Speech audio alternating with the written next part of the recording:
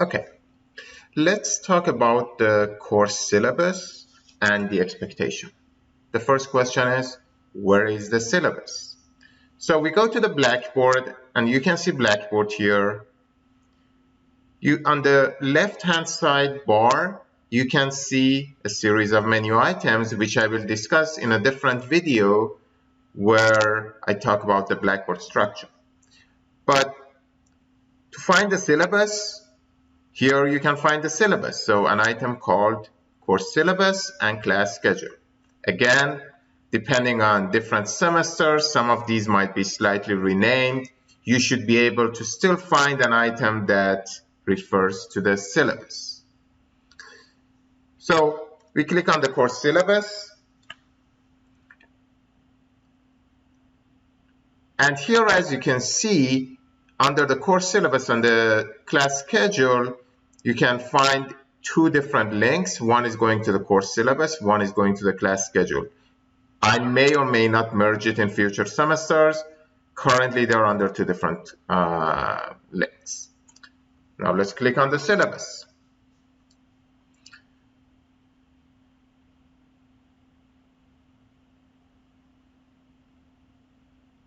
Okay, so here's the course syllabus. I'll go quickly through the syllabus. This video is not substituting the need to read the syllabus by you. You must read and fully understand the syllabus. There is a bonus quiz that you take, which asks questions out of the syllabus, and you get a few extra credit points for taking it. So first you need to read the syllabus and understand it, and then take that bonus quiz. But I'm going to go through some of the important points in the syllabus. So here in the first page, I'm basically talking about, this is BADM 308, the semester we are offering the course, the format in which it's offered. You can find my contact information in the syllabus as well as the office hours. I'm available by appointment. I can also be available by conference calls. So different ways that I am available are listed in the syllabus. The prerequisites for our course are listed as well as the required course material. So what we are using currently in the course is listed here. Basically, you need to subscribe to Cengage Unlimited. Cengage Unlimited is a plan offered by Cengage Publisher that basically gives you access to all of Cengage material, or pretty much all of it, during the course of the plan, which can be a semester, a year, or 2 years, depending on what you need. Obviously, for this semester, you need at least one semester access. So you subscribe to Cengage Unlimited, and then once you get subscribed, you can get access to all of the Cengage materials, including what we need in this course. If you have other classes that use Cengage as well, good for you. You can get access to those as well without the need to purchasing those materials separately. So make sure you subscribe to Cengage Unlimited, and this gives you access to Cengage MindTap, which is a software that comes with the ebook as well as the software that you need to use for the class. For those of you who are familiar with McGraw-Hill Connect, Connect to McGraw-Hill is similar to Cengage MindTap to Cengage, okay? Another resource that we use in the class is a series of Harvard Business Review articles. Now, these articles are available through the CSU Chico library.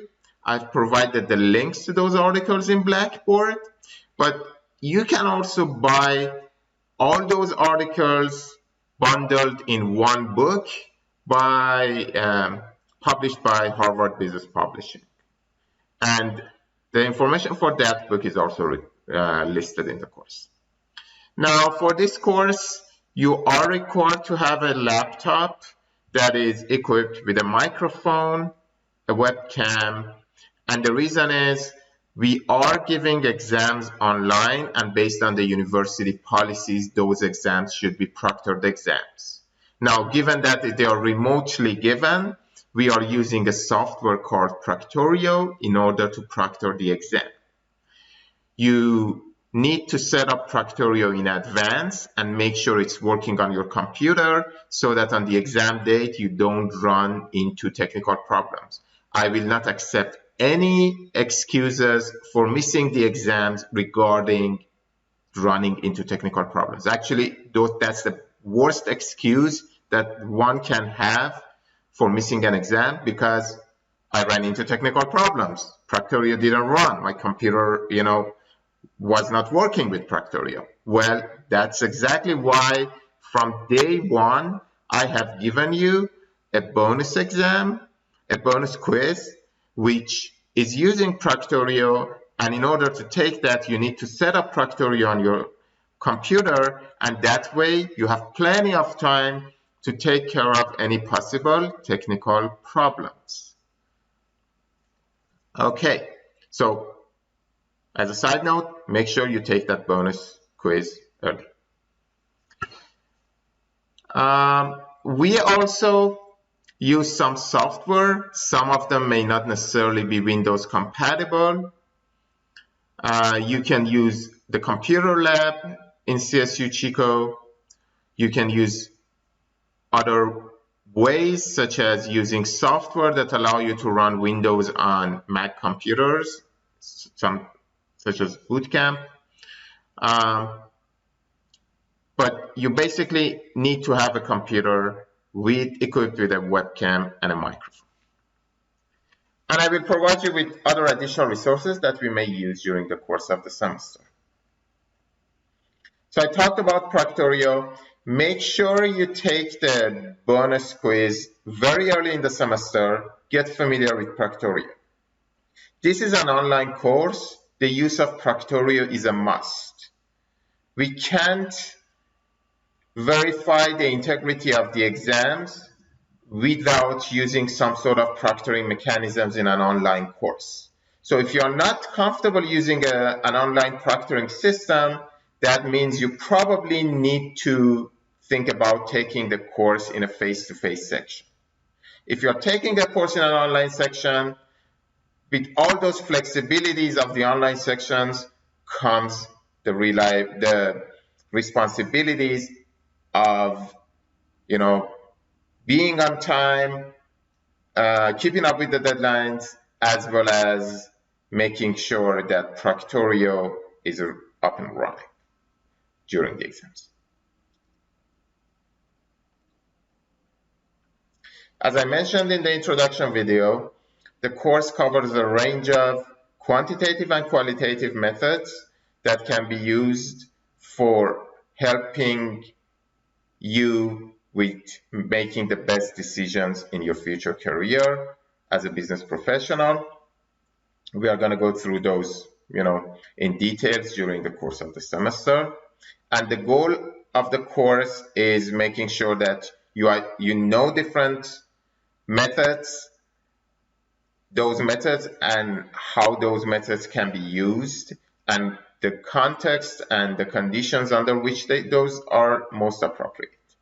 As well as you should be able to visualize data, the statistical methods that we talked about, you should be able to understand, run those analytics and understand those results. Okay, I'm going to skip down and go to some of the important policies about the course. So first of all,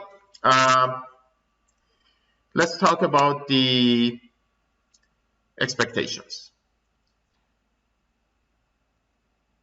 My means of communicating with you, especially in the context of online course, is pretty much limited to emails. I expect you to check your emails a couple of times a day. Basically, when I send an email, I expect you to read that email within 24 hours at most. So make sure you check your emails frequently. Probably won't check it as frequently as your social media, but make sure you check your emails frequently. If I send something out I expect you to read it and understand it in less than 24 hours, okay? Now, I talked about the importance of Proctorio, and again, make sure you set up Proctorio and take the bonus quiz, and make sure Proctorio is set up properly on your computer so that it's ready for the exam. For any reason you are not comfortable with Proctorio, you probably need to consider taking the course in a face-to-face format. If Proctorio at any point asks you for showing an ID, please don't use your driver's license, credit card, any sensitive information. Only use your Wildcat student ID. So do not use any sensitive personal ID card for Proctorio. Only use your student ID. Let's talk about the assignments. You'll have a series of assignments in the course, which we will go through the list shortly. In terms of the assignment deadlines, I strongly suggest you to make sure that you submit the assignments in time. If for any reason you miss an assignment, there is at least, and I repeat, at least 50% penalty. And this penalty can go up to 100%. So don't assume that you will still receive half of the grade of an assignment if you submitted it late. At least you will lose half of it, if not more. And again, I mean, if you're going to do an assignment, you're going to spend the time and effort, why not doing it in time and be able to receive up to 100% of the assignment, rather than submitting it late and then missing at least 50% of it. So just stick to the deadlines, make sure that you submit the assignments in time. Okay. In terms of the last day to submit the assignments, the last day to submit any late assignment is the Friday of the dead week. And by dead week, I mean the Friday before the finals week. So any assignment that is submitted after the Friday, the last Friday before the finals week, it's automatically gonna receive a 0. By the way, all these assignments deadlines are gonna be automatically applied by the system. If you miss an assignment for any reason, it can be a second, it can be a minute, it can be a day, doesn't matter. The system automatically applies the penalty.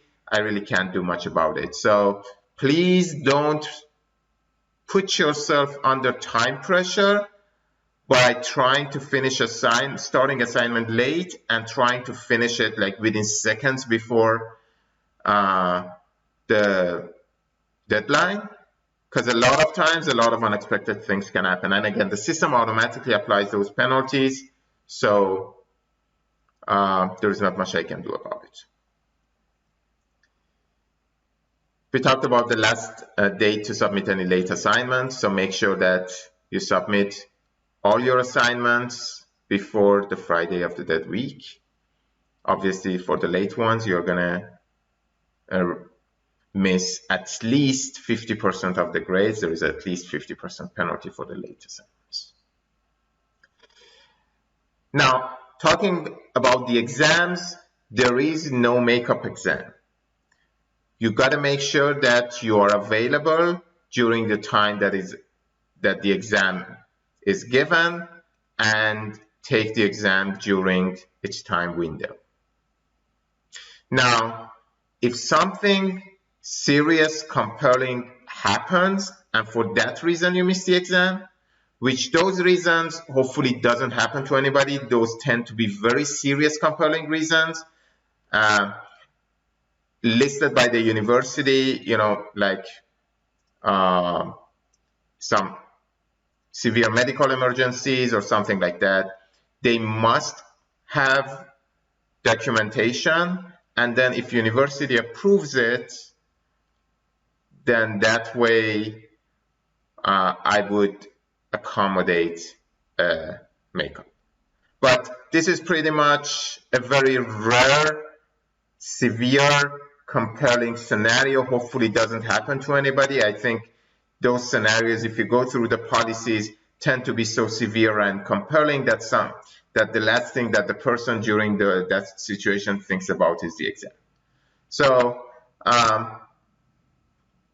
basically, the general rule is there is no makeup exam unless it's qualified under the serious and compelling reasons by the university as an acceptable reason for which you got to provide documentation. It's got to be approved by the university. Those documentation are going to be verified and approved, and then that's going to be there's going to be a process associated with it.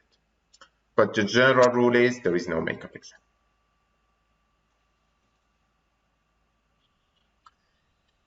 Now, once you submit an assignment, especially since the class is online, I strongly suggest you to double check and make sure the assignment is submitted properly in Blackboard. Because my point of reference is Blackboard. So if you think the assignment is submitted, but there is no trace of it in Blackboard, I can't do much about it. So please, once you submit an assignment, verify, make sure it is submitted properly in Blackboard.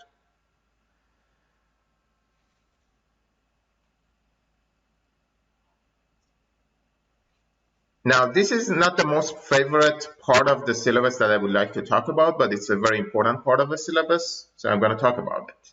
And that is the importance of academic integrity and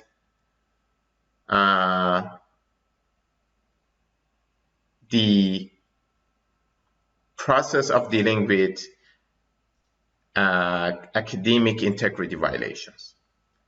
I am very strict with the cases of violations in terms of academic integrity.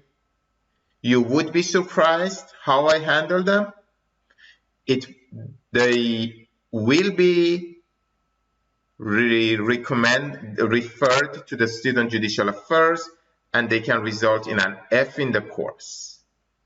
So please don't put yourself and me under this situation, which is a very awkward situation, to deal with any cheating or academic integrity violation. It is not worth it. So I'm sure in this class this is not going to happen. I have full trust in my students.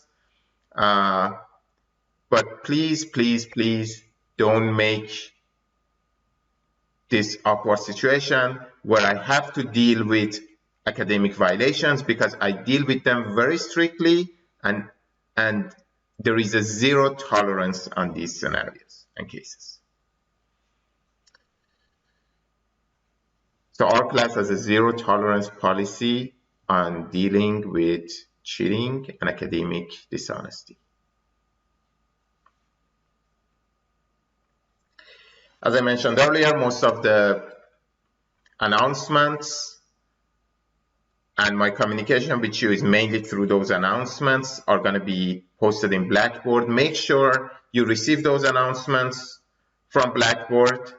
You monitor the email, your student email or whatever email that those announcements go to closely.